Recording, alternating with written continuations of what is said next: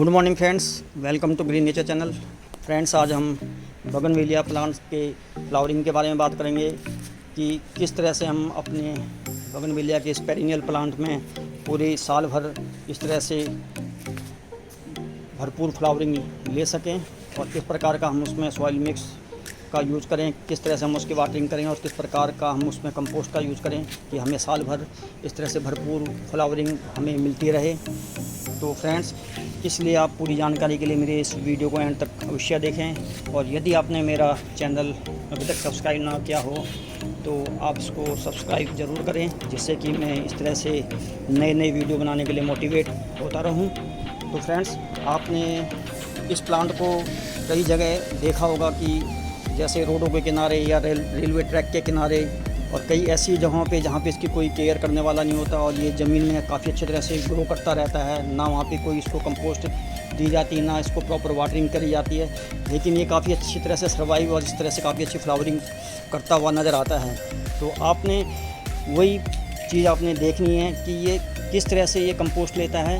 तो इसको कंपोस्ट मिलने का जो उसका तरीका है, क्योंकि ये वहाँ पे ज़मीन में है तो अपनी जड़ों से अपनी रिक्वायरमेंट ये पूरी कर लेता है। इसकी जो लीव्स जो उसकी सूख के गिरती हैं और वो बाद में पानी से बरसात में सड़ के जो उसकी कंपोस्ट बनती है, उससे ये अपनी कंपोस्ट की रिक्वायरमेंट पूरी करता है। लेकिन जब हम इसको घर पे प्लांट में लगाते हैं तो इसकी जड़ों की कुछ लिमिटेशन हो जाती हैं और इसको अपनी उस लिमिटेड स्पेस से ही अपनी रिक्वायरमेंट पूरी करनी होती है। तो इसलिए इसको थोड़ी बहुत केयर की आवश्यकता होती है, लेकिन फिर भी अन्य जो प्लांट्स हैं उसके कंपैरिजन में इसको काफ़ी कम केयर की आवश्यकता होती है। तो इसलिए जब ये वहाँ पे अपने लीफ गिरने से जो कंपोस्ट बनती है तो उनसे आप अपनी रिक्वायरमेंट पूरी करती है, तो आप इसमें जो है लीफ कंपोस्ट का इस्तेमाल करेंगे तो ये काफ़ी अच्छी तरह से ग्रो करेगा और काफ़ी इसी तरह से अच्छी ये फ्लावरिंग करेगा। तो आप इसमें पत्ती की खाद का यूज करें और यदि पत्ती की खाद नहीं है तो आप दूसरी अन्य खाद का भी यूज़ कर सकते हैं। लेकिन पत्ती की खाद का जब आप इसमें यूज़ करेंगे, क्योंकि मैं भी इसमें लीफ मोल्ड का ही मैंने यूज़ किया हुआ है, तो इसमें काफ़ी अच्छी इसकी ग्रोथ निकल के आई है, काफ़ी अच्छी फ्लावरिंग कर रहा है। तो और दूसरा इसका प्रूनिंग का आप इसमें ध्यान रखें, क्योंकि आपने इसको घर में लगाया है।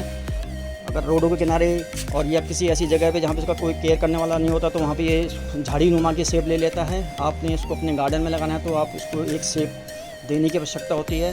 तो जिस तरह की आप इसको शेप देना चाहते हैं उस तरह से आप इसकी पर्निंग करते रहिए। इसकी हार्ड पर्निंग भी करिए, इसकी लाइट पर्निंग भी करिए। और पर्निंग करने का इसका समय आप इसको साल में 3 बार पर्निंग करिए।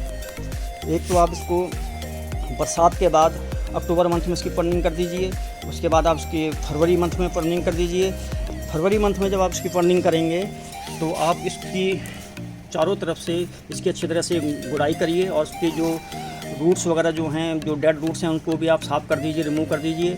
और इस तरह से 2-2.5 इंच का इसकी चारों तरफ से इसको नाली सी बना के मट्टी निकाल के उसमें आप एक 12 इंची गमला यदि आपका है तो उसमें आप कम से कम 4 से 5 मुट्ठी लीफ मोल्ड पत्ती की खाद, और यदि पत्ती की खाद नहीं है तो कोई अन्य खाद उसमें डालिए। और उसमें आप 2 मुट्ठी के आसपास बॉन मील या फिर आपके पास स्टोन डस्ट हो तो स्टोन डस्ट का यूज़ कर सकते हैं, या एक्स हेल्स का पाउडर है तो वो भी आप इसमें यूज़ कर सकते हैं। और वो डालने के बाद इसको मिट्टी से आप ढक दीजिए और फिर उसमें आप वाटरिंग करके उसको छोड़ दीजिए। तीसरा, इसकी जो सॉइल है, सॉइल जो आपने लेनी है वो पूरी वेल ड्रेन लेनी है, यानी कि आपकी दोमट सॉइल होनी चाहिए जिसमें कि उसको पानी ना रुके।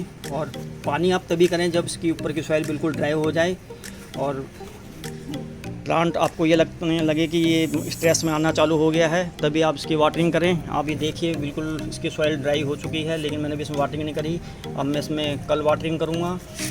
और जिस समय ये फ्लावरिंग करता है उस समय इसको तो वाटरिंग का और ज़्यादा ध्यान रखना होता है। यदि आपने उस समय इसकी वाटरिंग ध्यान कर दी तो ये फ्लावरिंग कम करेगा और इसके लीव्स जो हैं ज़्यादा ग्रो होनी चालू हो जाएंगी। तो इसलिए आपने इसकी वाटरिंग का भी ध्यान रखना है।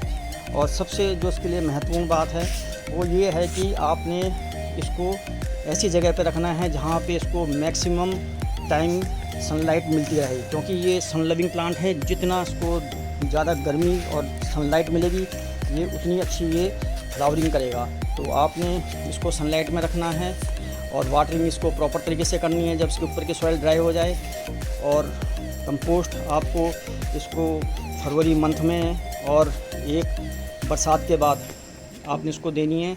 और आप इसकी कटिंग और फंडिंग आप जुलाई के मंथ में भी आप इसकी कर सकते हैं। जुलाई मंथ में भी आप इसकी कटिंग और फंडिंग कर दीजिए, तो ये अभी अच्छी फ्लावरिंग और काफ़ी अच्छी तरह से ग्रो करेगा। तो फ्रेंड्स, होप कि आपको मेरी ये वीडियो पसंद आई होगी, तो आप इसको लाइक और शेयर करना ना भूलें। यदि मेरा चैनल आपने अभी तक सब्सक्राइब ना किया हो तो इसको सब्सक्राइब अवश्य करें। धन्यवाद।